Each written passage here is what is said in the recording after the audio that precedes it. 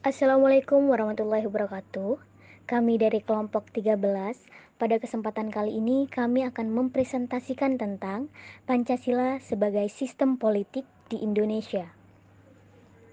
Apa sih sistem politik itu? Menurut Gabriel Almond, sistem politik adalah interaksi yang terjadi dalam masyarakat yang merdeka yang menjalankan fungsi integrasi dan adaptasi.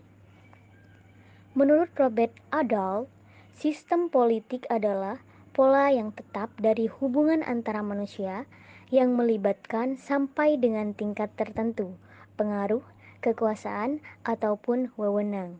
Sedangkan menurut Soekarno, sistem politik adalah sekumpulan pendapat, prinsip yang membentuk satu kesatuan yang berhubungan satu sama lain untuk mengatur pemerintahan serta melaksanakan dan mempertahankan kekuasaan dengan cara mengatur individu atau kelompok individu satu sama lain, atau dengan negara dan hubungan negara dengan negara lain.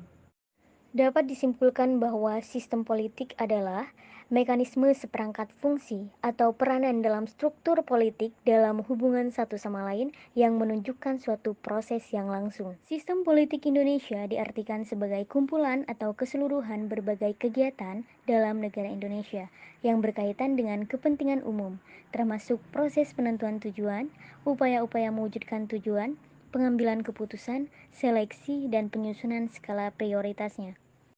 Sistem politik Indonesia dalam rangka mewujudkan cita-cita bangsa dan mencapai tujuan nasional, maka harus sesuai dengan Pancasila dan Undang-Undang Dasar 1945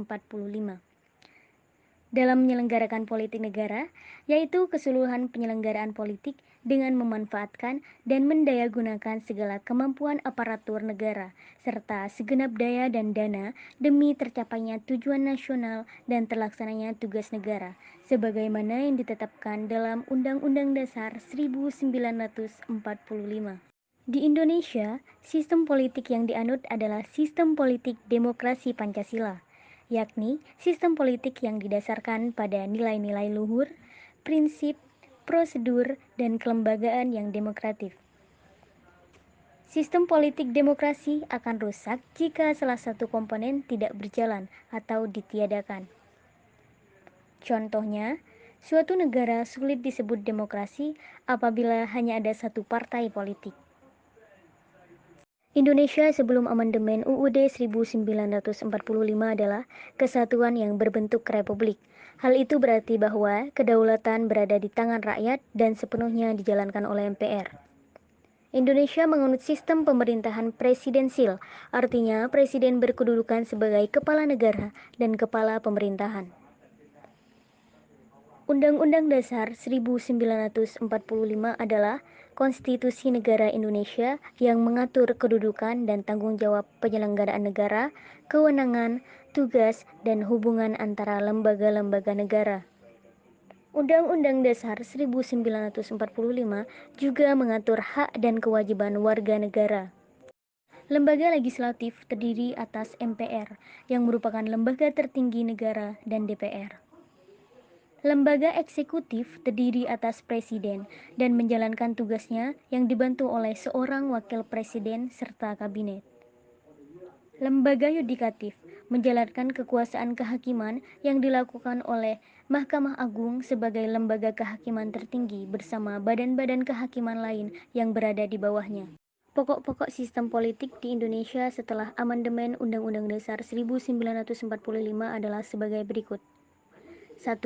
Bentuk negara adalah kesatuan, sedangkan bentuk pemerintahan adalah republik. 2. NKRI terbagi dalam 33 daerah provinsi dengan menggunakan prinsip desentralisasi yang luas, nyata, dan bertanggung jawab. Dengan demikian, terdapat pemerintah pusat dan pemerintah daerah. 3. Kekuasaan eksekutif berada di tangan presiden. Presiden adalah kepala negara sekaligus kepala pemerintahan. Presiden tidak bertanggung jawab pada parlemen dan tidak dapat membubarkan parlemen. 4. Tidak ada lembaga tertinggi dan lembaga tinggi negara. Yang ada yaitu lembaga-lembaga negara seperti MPR, DPR, DPD, BPK, Presiden, MK, KY, dan MA. 5. Kekuasaan membentuk undang-undang ada di tangan DPR. Selain itu, DPR menetapkan anggaran belanja negara dan mengawasi jalannya pemerintahan. DPR tidak dapat dibubarkan oleh Presiden beserta kabinetnya, tetapi dapat mengajukan usulan pemberhentian Presiden kepada MPR. Jadi, kesimpulannya adalah bahwa sistem politik yang berlaku di Indonesia adalah demokrasi Pancasila, di mana rakyat turut serta dalam politik dengan memiliki hak politik masing-masing sesuai dengan hak asasi manusia di Indonesia.